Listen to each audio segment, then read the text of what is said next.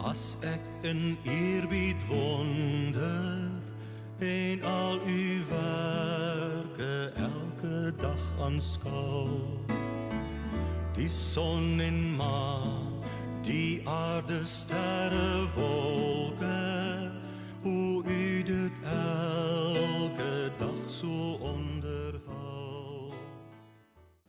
Vriende, goeiemôre en baie welkom by hierdie diens van Littleton Oos Gemeente. Mag dit vir jou 'n wonderlike ervaring wees saam met ons vandag. Ons is by die 5de en laaste tema in 'n 5-weke reeks vir 'n tyd soos hierdie. 'n Tyd van swaar kry, 'n tyd van moeilike omstandighede in ons land en in die wêreld, en mag vandag regtig vir jou versterk en geestelike groei gee. Kom ons sit so en dan word ons stil voor die Here. U Here, laat my lamp helder brand. U gee lig rondom my as dit donker is. Met my God loop ek 'n bendestorm en spring ek oor 'n muur. Amen. Ek groet jou graag vanoggend as ek vir jou namens God die Vader, sy Seun Jesus Christus en die Heilige Gees sê, genade, barmhartigheid en vrede vir jou. Kom ons sing 2 lieflike liedere saam. Die eerste is liedboek 464, die baie bekende O Heer my God, en dan direk daarna gaan ons liedboek 582 sing, Bly by my Heer.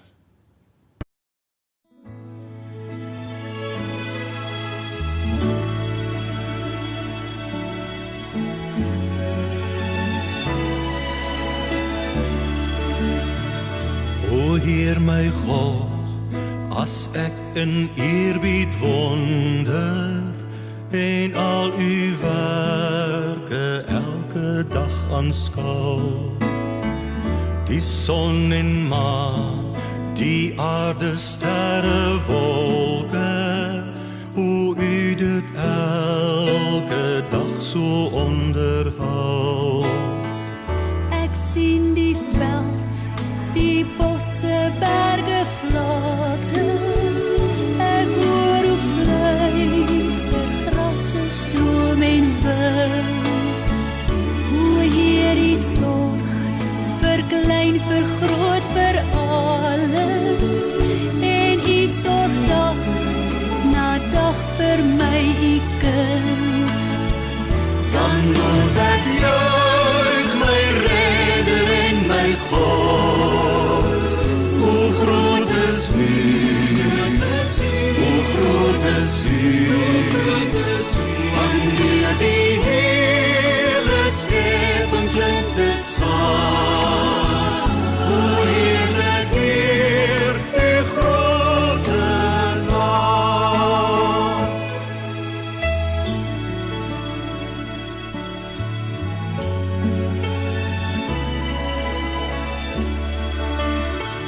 U seun word mens in ons gebroke wêreld, kom vestig hy sy koningsheerskappy. Hy maak weer heel wat sonde hier gebreek het. Hy bring weer hoop en redding ook vir my. U maak ons deel van al die grootse werke. U laat ons bid, Heer, dat u ryk mag word. En kom u weer in heerlikheid op wolke. Maak u volkome met u eiendom.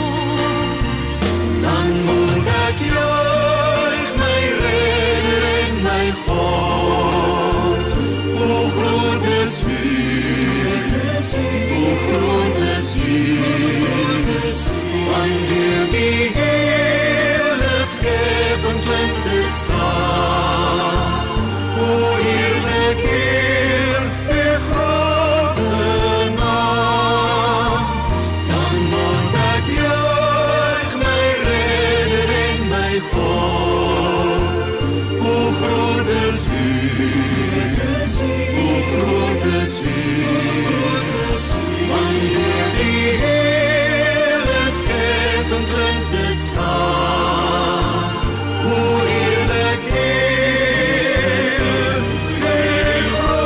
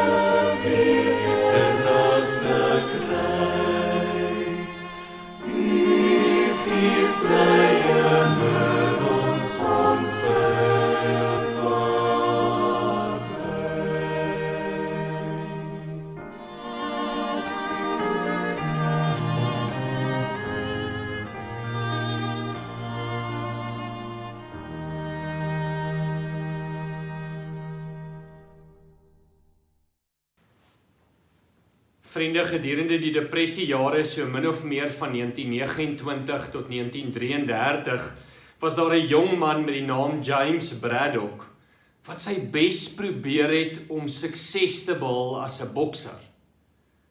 En terselfdertyd het hy ook probeer om te oorleef midde in 'n baie uitdagende ekonomiese tyd in die wêreld. Weens 'n gebreekte regterhand moes hy op 'n stadium ophou om te boks wat 'n goeie deel van sy inkomste voorsien het omdat hy regtig goed geboks het.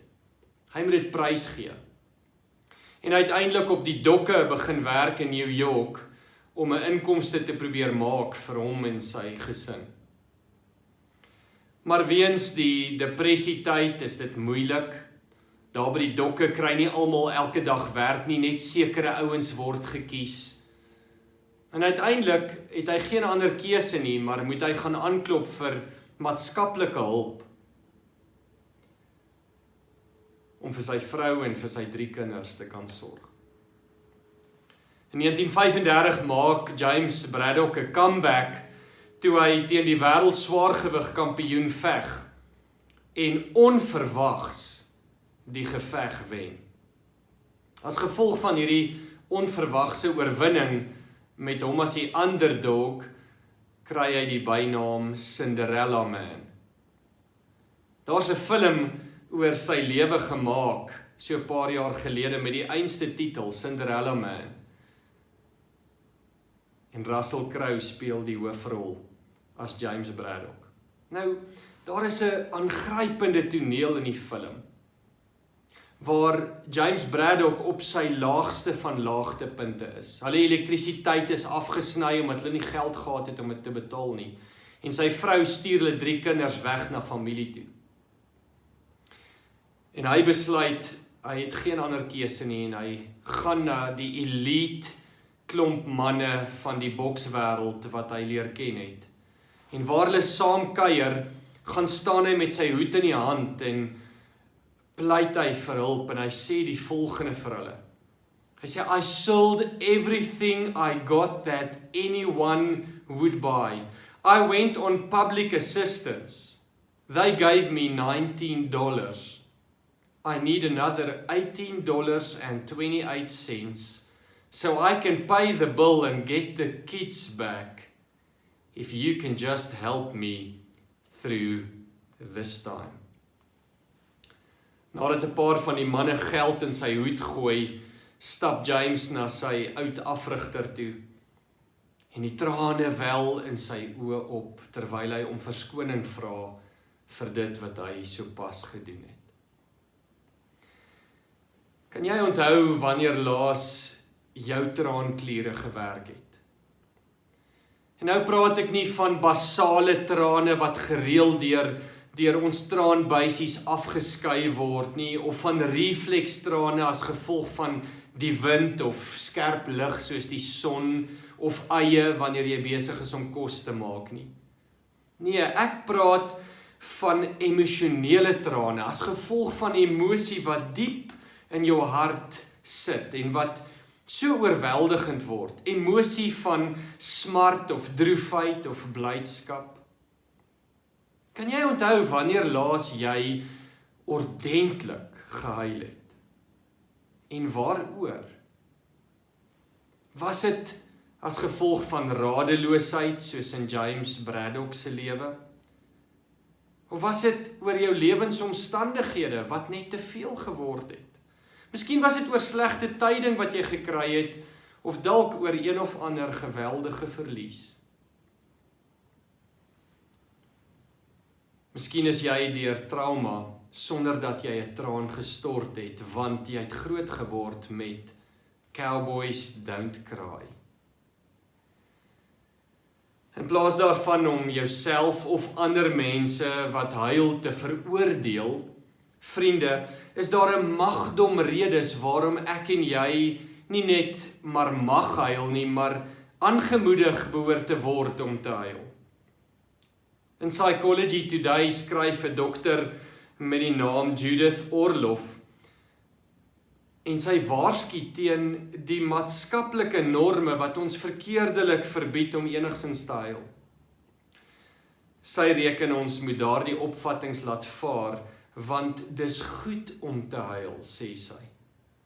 Dit help om droefheid en stres emosioneel op te klaar. Vriende, om te huil is menslik. Om te huil is noodsaaklik soms. 'n ander ongesonde en baie onchristelike verskynsel is trots. Nie die soort trots waar jy dink jy's beter as ander mense nie, nee, die soort wat maak dat jy nie kan sien om te sê dat dinge moeilik is vir jou nie. Wanneer jou omstandighede sleg is, wanneer finansies regtig knap is en jy sukkel om te cope met alles in jou lewe, kom ons wees eerlik met mekaar, dis in tye soos daardie, wat mense nie net bekommerd raak nie, maar ook skaam voel oor hulle situasie. En om stil te bly is veel makliker as om uit te praat en te vra, help my asseblief. As jy jou Bybel by jou het, kan jy saam met my blaai na die boek van Nehemia toe, waar ons gaan saam lees uit Nehemia 1 en 2. Die tema van vandag se boodskap is trane en trots. Stort dit, sluk dit. Trane en trots, stort dit, sluk dit. Lees saam met my 'n paar verse hier uit Nehemia hoofstuk 1 en 2. By die aanhoor van die woorde het ek gaan sit en gehuil en daar lank getreur. Ek het gevas en tot die God van die hemel gebid. Ek het gesê, ag Here, God van die hemel, groot en onsagwekkende God wat u verbond en die troue liefde handhaaf teenoor die wat vir u liefhet en die gebooie gehoorsaam, luister tog. Gee tog ag op die gebed wat ek, u dienaar, sonder ophou tot u bid. Aan die einde van hoofstuk 1, daar in vers 11, staan daar, ek was die koning se skinker. Dis nou Nehemia. Dit was in die maand Nisan, die 20ste jaar van koning Artasasta. Die wyn was voor hom en ek moes dit optel en aan hom gee. Ek was nooit bedruk voor hom nie, maar die dag sê die koning vir my, hoekom lyk jy so bedruk? Is jy dalk siek? Nee. Hartseer dan? Ek was baie bang. Maar ek het vir die koning gesê, mag die koning baie lank lewe. Hoe sal ek dan nie bedruk lyk as die stad waar my voorvaders begrawe is, in pyn lê en sy poorte verbrand is nie? Toe sê die koning vir my, is daar iets wat jy my wil vra? Ek het 'n skietgebed opgestuur na die God van die hemel en toe vir die koning gesê, as die koning dit goed vind, as u dienaar op u goedgesindheid mag reken, stuur my na Juda toe, na die stad waar my voorvaders begrawe is, sodat ek die stad kan herbou. Die koningin het langs die koning gesit en hy het vir my gevra, hoe lank sal jou reis duur en wanneer sal jy terug wees? Hy was die saak dis goedgesind en hy het my die opdrag gegee. Ek het vir hom 'n tyd aangedui en toe vir hom gevra, as die koning dit goed vind, laat ek briewe kry aan die goewerneurs in Wes-Eufraat, sodat hulle my vrye deurgang kan gee, tot ek in Juda aankom. En dan lees ons bietjie verder aan, my God het sy goeie hand oor my gehou, en die koning het my versoek toegestaan. Ek het by die goewerneurs in Wes-Eufraat gekom, en die briewe van die koning aan hulle oorhandig. Die koning het offisiere en ruiters met my saamgestuur. Ons lees net tot daartoe hier uit die woord van die Here vandag. Nou in hierdie verhaal was dit nie Nehemia self wat moeilikheid gehad het nie, dit was sy volksgenote, medelandsburgers, wat groot ellende beleef het, daar in Jerusalem. Die muur van Jerusalem het omgelê. En dit was die hoofstad, die tempelstad van die Jode. Die plek wat God gekies het om sy naam in te laat woon, soos ons hoor in Nehemia se gebed in Nehemia 1. Het is belangrik om te verstaan, liewe broer en suster, dat Jerusalem was regtig die absolute trots van Juda en onlosmaaklik deel van hulle identiteit in daardie antieke tyd gewees. En by die aanhoor van Genani het Nehemia gaan sit en gehuil toe hy hoor wat Genani vir hom kom sê oor Jerusalem en die groot ellende wat daar is. En ons hoor hoe Nehemia gehuil en daar lank getreur het. Hy het gevas en gebid en by God gepleit vir uitkoms vir die Godstad Jerusalem. Jy sien, Nehemia hou nie terug nie. Nee, hy hou nie terug voor God nie. Hy huil en hy treur en hy doen dit ordentlik.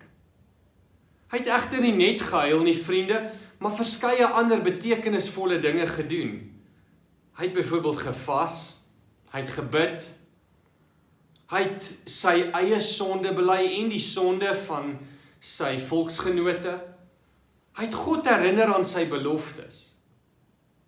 Hy roep uit na God en hy smeek vir die Here om regtig in te gryp in hulle omstandighede. En dan vra hy vir guns by die koning, wil hy 'n spesifieke versoek rig tot hom en hy vra guns by God vir dit. Maar Nehemia hou ook nie terug in terme van sy emosies voor die koning nie. Ons lees dit daar in Nehemia 2 vers 1 tot 3. Hy was nooit bedruk voor die koning nie, maar op hierdie dag spreek sy gesig en sy hele liggaamshouding eintlik boekdele. Het is duidelik dat Nehemia nie probeer om dit weg te steek nie.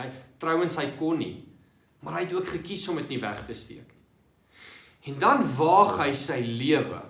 Jy weet, jy kon nie net vir die koning enigiets gevra het in die antieke tyd nie.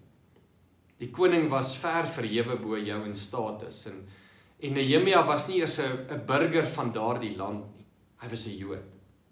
So hy waag sy lewe deur die koning om verlof te vra en te kan gaan om Jerusalem te gaan bystaan en te gaan werk daar. Nehemia is nie te trots om sy hartseer te wys nie. En hy is ook nie te trots om vir hulp te vra vir die koning. En hiervoor word hy wonderbaarlik vergoed, meer as wat hy verwag het, né? Die koning staan sy versoek toe, plus hy stuur offisiere en ruiters met hom saam. Dis ongehoord. Hy kry nie net briewe waar hy deur grensposte moet gaan nie, die koning stuur offisiere en ruiters met hom saam. Dis nou vir jou absoluut 'n bonus en ongehoord. In Jerusalem kry hy nie net ondersteuning nie, hy kry ook samewerking en hy kry eienaarskap rondom die werk, die bouwerk wat gedoen moet word om die muur van Jerusalem te herstel.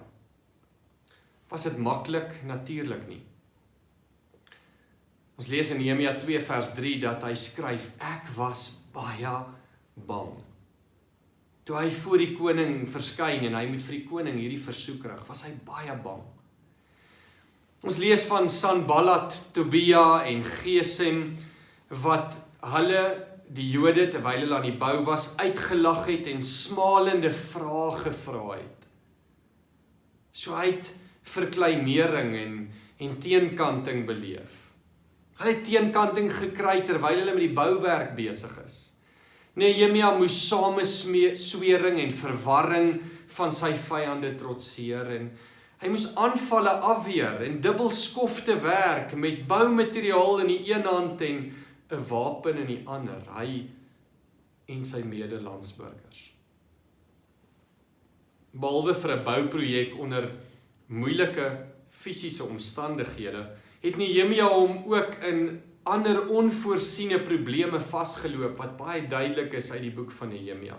Maatskaplike en ekonomiese probleme, weens oneerlike winsbejag van amptenare en ander landsburgers. Hy moes noodgedwonge 'n groot volksvergadering bymekaar roep en daarvoor gereed maak. Hy moes ook sy hand in sy eie boesem steek om te help en hulp te verleen aan mense in nood daar in Jerusalem. Hy en sy mede-amptenare het van hulle eie toelaas afgesien terwille van die ekonomiese toestand. En dan het Nehemia daagliks vir so wat 150 mense kos gegee aan sy eie tafel. Alles dinge wat ons kan sien, addisioneel nog bygekom het, behalwe dat Nehemia 'n muur moes herbou. En binne 52 dae, is minder as 2 maande, het hulle die bouwerk aan die muur rondom Jerusalem voltooi. Die krisis wat vir Nehemia soveel hartseer en pyn veroorsaak het, hom laat treur het en vereis het dat sy eie trots moes sluk en verlof moes vra van 'n vreemde koning sodat hy iets daaraan kon doen, het vrug opgelewer. Hulle was suksesvol. Natuurlik het hulle nie in hulle self geroem nie, maar in die Here, en daarvan is Nehemia 8 en 9 wat vertel van die hittefees en die vasdag wat hulle gehou het, 'n bewys, 'n klinkklare bewys. Nehemia 8 vers 10 vat hierdie verhaal so mooi saam, vriende, as 'n besondere aansporing ook vir elkeen wat in sak en as sit. Trane in die oë, trots in die hart. Luister mooi wat staan daar geskrywe. Moenie bedroef wees nie. As julle die Here met blydskap dien, sal hy julle beskerm. Ek is mal oor die Engelse vertaling wat sê, the joy of the Lord is my strength. My liewe broer en suster, ek ken nie jou lewensomstandighede op die oomblik nie. Jy alleen en die Here natuurlik weet presies hoe sake staan in jou lewe en weet hoe dit gaan. Maar wanneer probleme ophoop en dinge opbou en nog goed verkeerd loop en alles word te veel vir jou, die las op jou skouers word net te swaar, wil ek vir jou sê, stort jou trane. Huil maar ordentlik met tye. Moenie terughou nie. Dit is nodig vir jou, dit is selfs heilsaam vir jou siel. Moet egter nie op 'n hoop bly sit nie. Stort jou trane net tot op 'n punt. En sorg dat jy 'n streep trek eers. En dan staan jy op uit jou omstandighede en dan is daar nie plek vir trots nie, liewe broer en suster. Dan is dit 'n kwessie van steek jou hande uit. Steek jou hande uit na God toe. En na ander rondom jou. Bekla jou nood, openbaar jou ellende, noem dit by die naam en vra in hemels naam tog vir hulp. Miskien kry jy 'n dwarskyk, net soos James Braddock ook uit sommige oorde gekry het. Miskien kry jy 'n veragtelike nee, of dalk 'n opregte jammer, maar ek kan jou ongelukkig nie help nie. Maar soos my pa my altyd geleer het, vra is vry en nee daarby.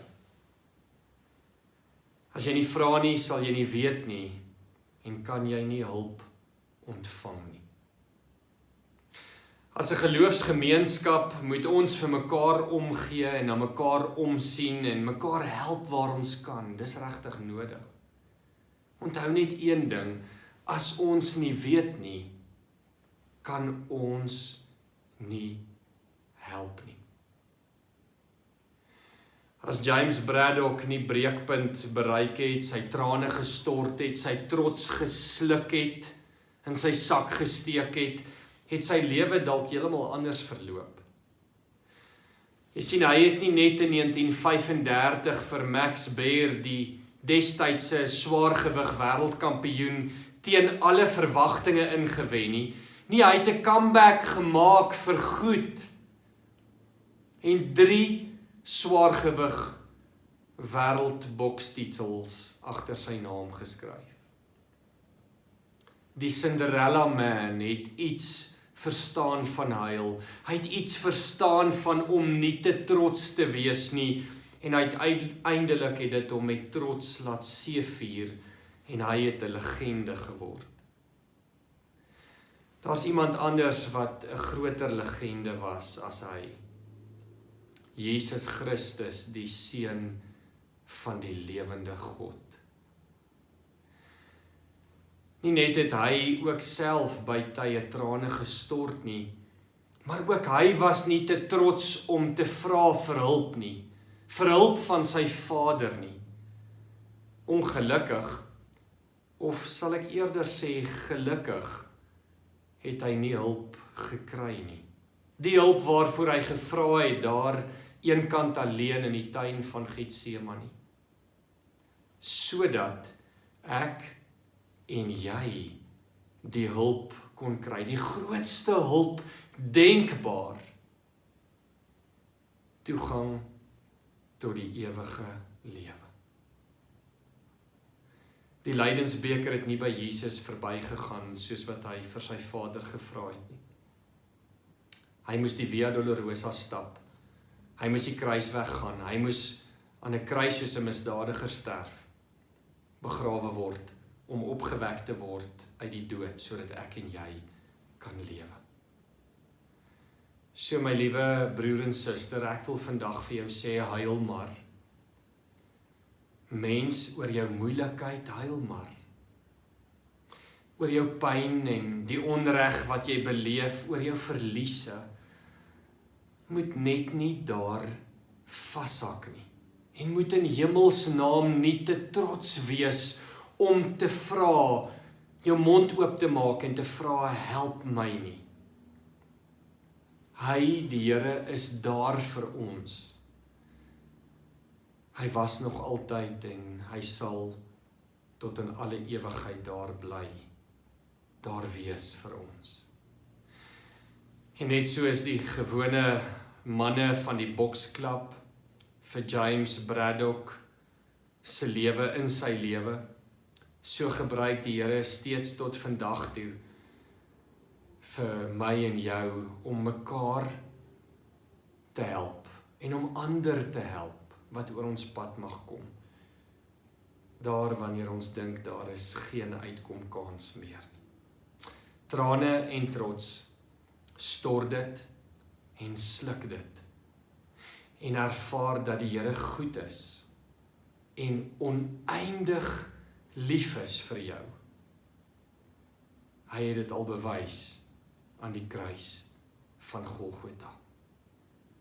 Mag die Here naby aan jou wees, mag jy dit beleef en mag jy voel hoe hy jou aanraak wanneer jy in sak en as sit, hoe hy jou optel deur sy gees en hoe hy jou hoop gee vir elke tree vorentoe. Amen. Kom ons bid saam. Hemelse Vader, ons wil vandag vir U dankie sê vir 'n boodskap soos hierdie uit die boek van Nehemia. 'n Man wat nie skaam was om te huil nie, wat gehuil en getreur het vir dae aan een oor die ellende van sy volk en sy tuisstad Jerusalem. Die plek waar die tempel was en waar die naam van God geseëvier het.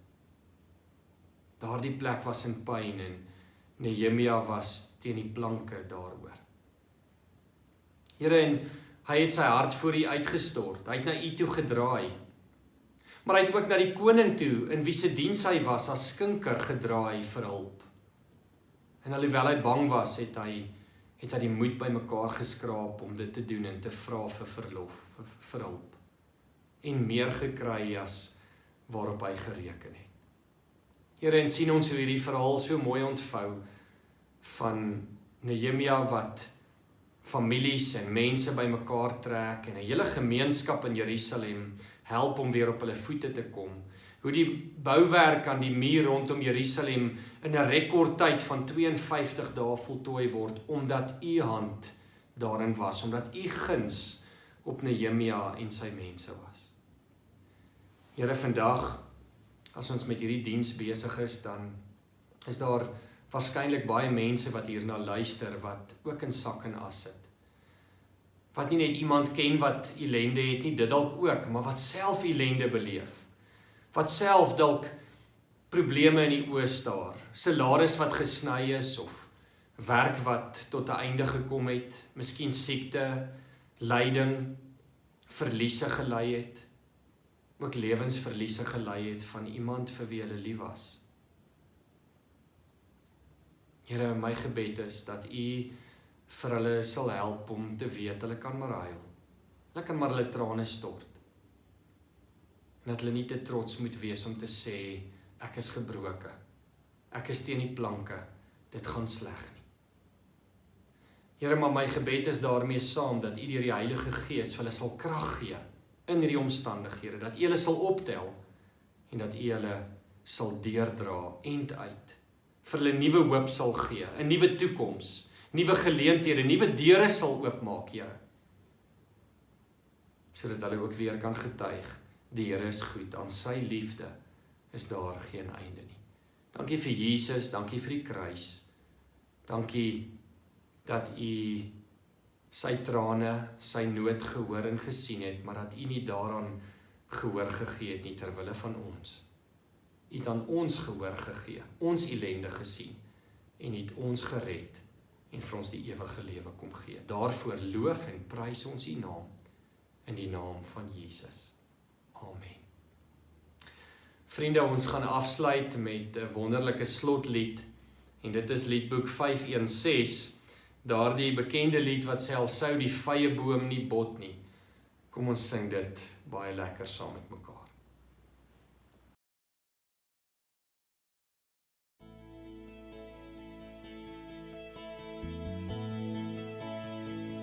Al sou dan ook die vyeboom nie bot nie, al sou die wingerd sonder druiwe staan, die graan verdor, die vrugtebome wegwyn, die beeste klein, vir alles hier vergaan.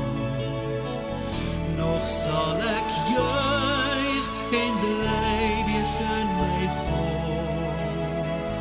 Hy is my hulp, hy gee my krag, hy laat my loop waaruit stierenbok gaan, hy laat my vas en veilig staan.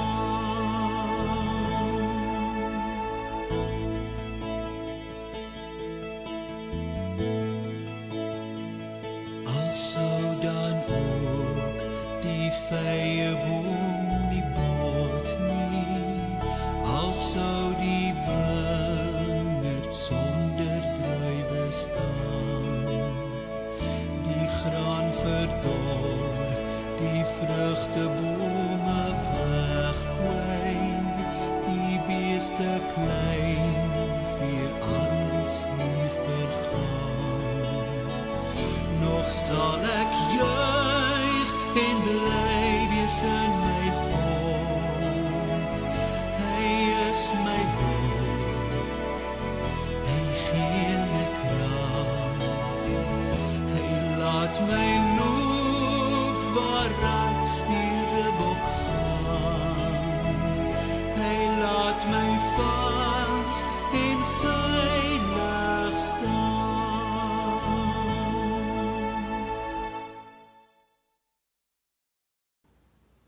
Ontvang nou die seën van die Here en gaan leef in sy vrede. Mag die genade van ons Here Jesus Christus en die liefde van God ons Vader en die teenwoordigheid en werking van sy Heilige Gees met elkeen van julle wees. En mag hy vir jou hoop gee in jou trane en mag hy vir jou help om jou trots te sluk tot eer van sy naam. Amen. Luister gerus terwyl die afkondigings op die skerm verskyn na 'n pragtige lied van Jan de Wet, die lied van die oorwinnaar. Tot volgende week toe, alles wat mooi is.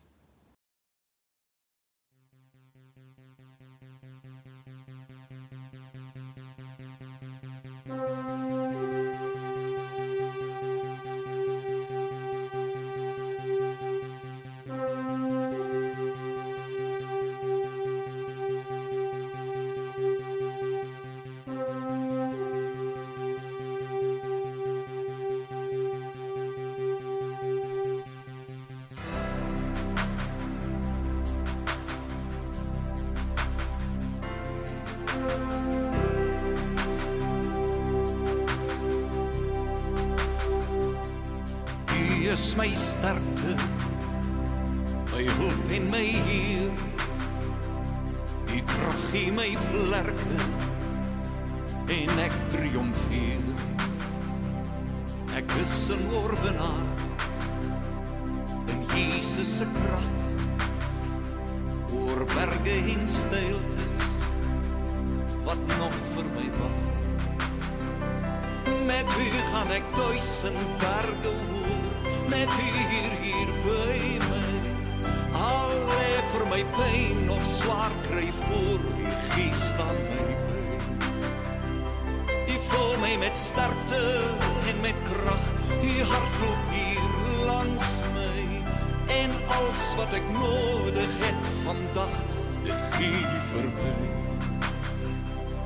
Die bruisende liefde vloei hier binne my, dat ek hoër kan strewe en oorwinning verkry. Met u kan ek aanhou, met u sal ek wen, omdat u my lief het en omdat ek u ken. Met u gaan ek 1000 berge hoor, met u hier by my. Al lê vir my pyn of swaar kry voor, u gees sal my lei. En U laat my voete veilig staan. U Gees gee my lewe. Met U kan ek heel pad voluit gaan, want U is by my.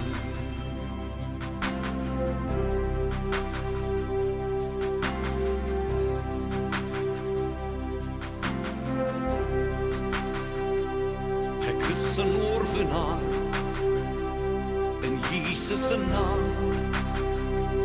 Oor berge en steiltes gaan hy met my saam. En ek sal nie vrees nie, nee, ek is nie bang, want met U hier by my, weet ek dat ek kan. Ja, ek is meer as orfenaar in Jesus se naam.